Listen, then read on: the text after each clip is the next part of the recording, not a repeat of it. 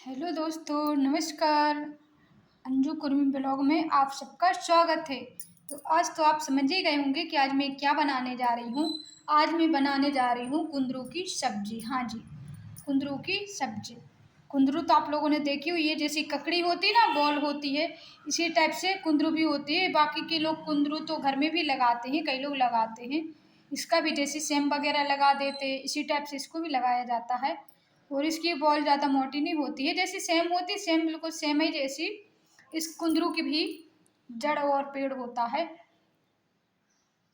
Ball type की होती है, बॉल में लगी रहती है, जैसी ककड़ी लगी रहती ना, इस टाइप से जे लगी रहती हो, जैसी सेम लटकी रहती है इसी टाइप से। तो हम बनाने जा रहे हैं कुंदरू की सब्जी। तो हमने लिया है हरी कटी मिर्च 2 और एक बड़ा प्याज लिया है और आधा किलो कुंदरू लिया है। अभी हम 3 लोगों के हिसाब से बना रहे हैं, तो आधा किलो कुंदरू लिया। हम लोग थोड़ी सब्जी ज़्यादा लेते हैं, ज़्यादा खाते हैं, और आप लोगों को भी सब्जी ज़्यादा खाना चाहिए, क्योंकि सब्जी जितना खाएंगे उतना अच्छा रहेगा। ये नहीं कि नहीं हमें तो 1 पाव सब्जी हो जाती है, नहीं हमें तो थोड़ी सी खाना है, ऐसा नहीं करना चाहिए। अपन को सब्जी अच्छी खानी चाहिए। जितनी सब्जी अपन अच्छी खाएंगे उतना ही अच्छे रहेंगे, अपन को डॉक्टर के पास जाने की ज़रूरत नहीं पड़ेगी। तो अब डाल रहे हैं हमें ऑयल।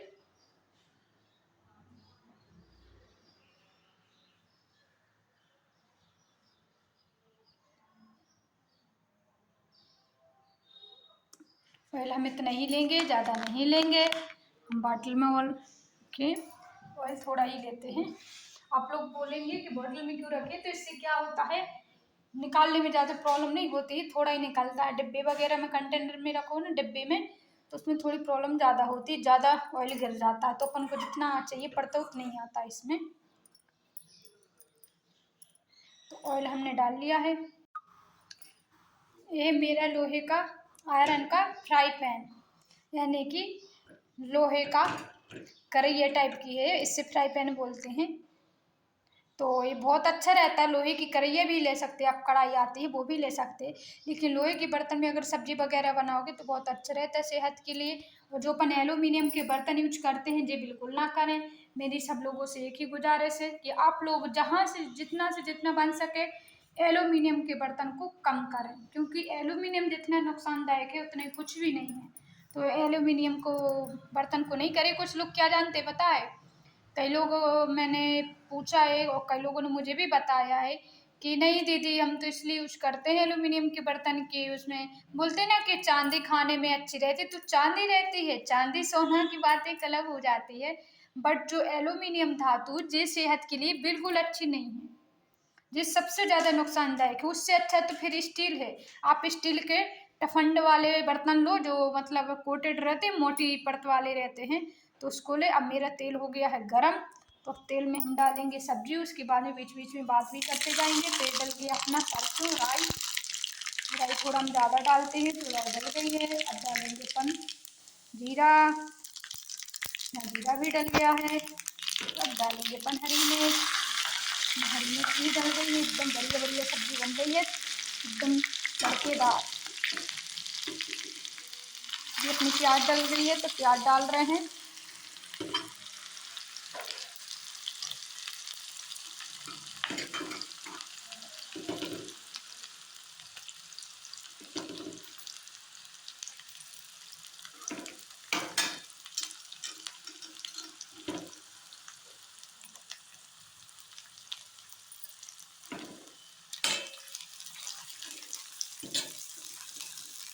बीच बीच में चलाते रहना है, बीच बीच में चलाते रहते हैं।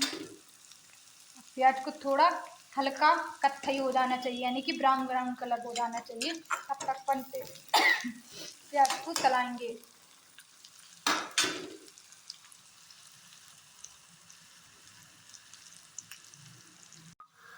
अपनी प्याज हल्की ब्राउन हो चुकी है, तो आप लोग मसाला ज़रूर डालते होंगे, बट मैं पहले मसाले नहीं डालती, पहले मैं डालूंगी कुंदरू, क्योंकि इसको थोड़ा सा फ्राई हो जाने दो। अगर मसाला डाल देंगे पहले तो जल जाएगा मसाला, इसलिए पहले कुंदरू डालेंगे, इसको थोड़े से फ्राई हो जाने दो, है ना।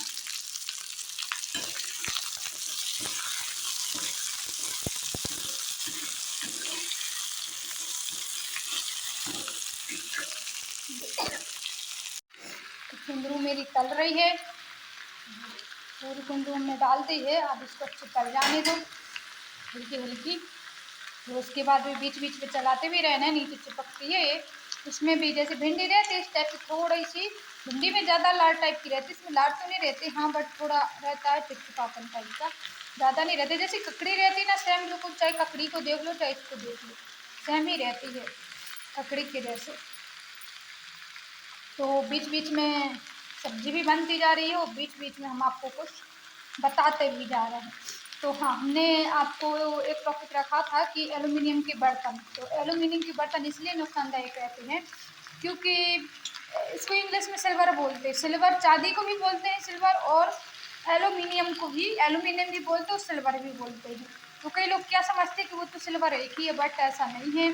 चांदी चांदी होती है और एल्युमिनियम एल्युमिनियम होता है।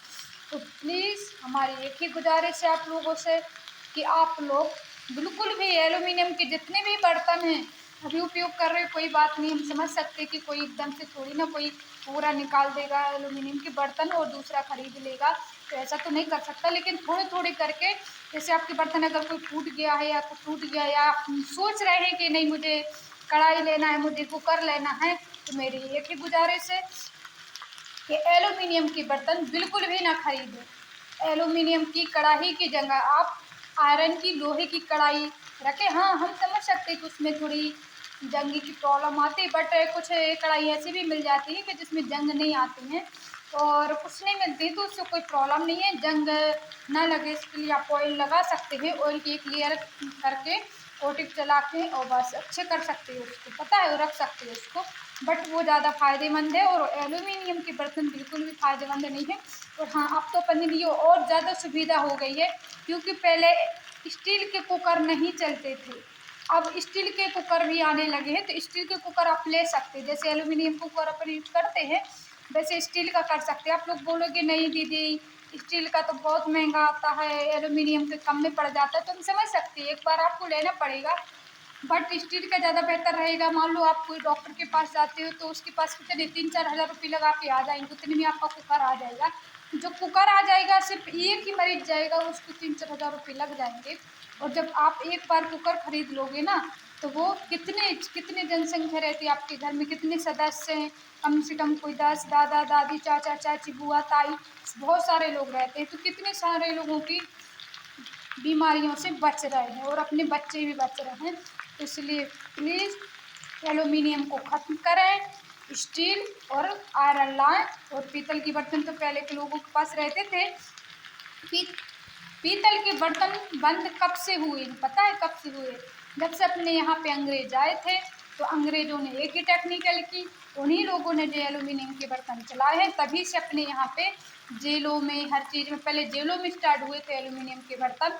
तो जेलों के यहाँ से, क्योंकि वहाँ पे इतना ज़्यादा महंगा पीतल वगैरह तो ले नहीं सकते थे वे लोग, तो एल्युमिनियम उपयोग करते थे। अपनी जेलों में तो पीतल ही चलता था पहले, बट जब से अंग्रेज आए थे तो अंग्रेजों ने एल्युमिनियम चला दिया और एल्युमिनियम सबको ईजी लगने लगा।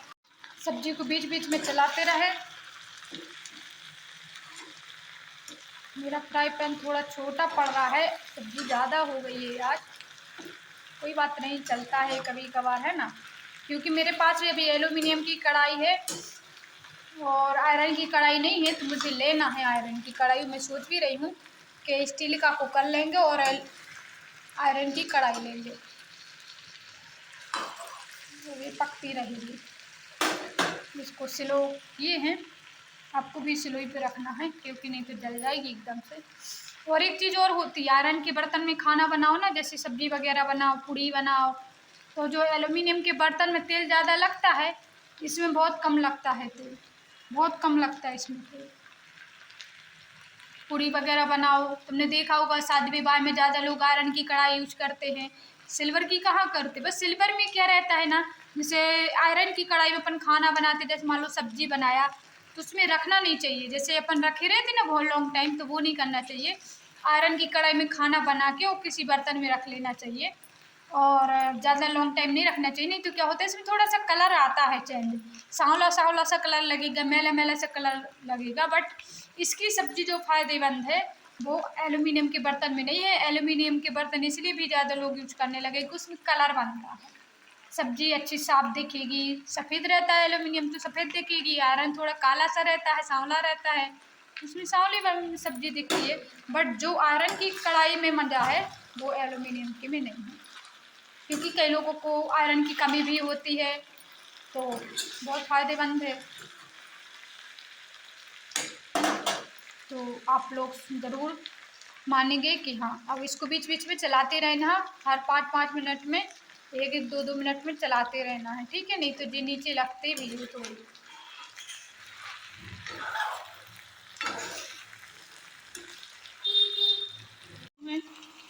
हम डालेंगे स्वाद अनुसार नमक, पहले हमने कुछ डाल दिया है नमक, अब थोड़ा सा नमक डालेंगे और आधी चम्मच डालेंगे हल्दी। आप लोग जितना डालते हैं, हम थोड़ी तेज करते हैं हल्दी, इसलिए करते हैं क्योंकि सेहत के लिए अच्छी रहती है, इसलिए हम ज़्यादा डालते हैं। और डालेंगे 1 चम्मच धने यानी धनिया पाउडर, और ड्राई जीरा हमने पहले डाल दिया था। और मिर्ची हम कम ही डालेंगे क्योंकि मेरी छोटी सी गुड़िया है, तो उसको भी खानी पड़ती है, इसलिए हम मिर्ची डालते नहीं, बट आज हमने डाल दिया है। और अब इसको बीच बीच में चलाते रहेंगे।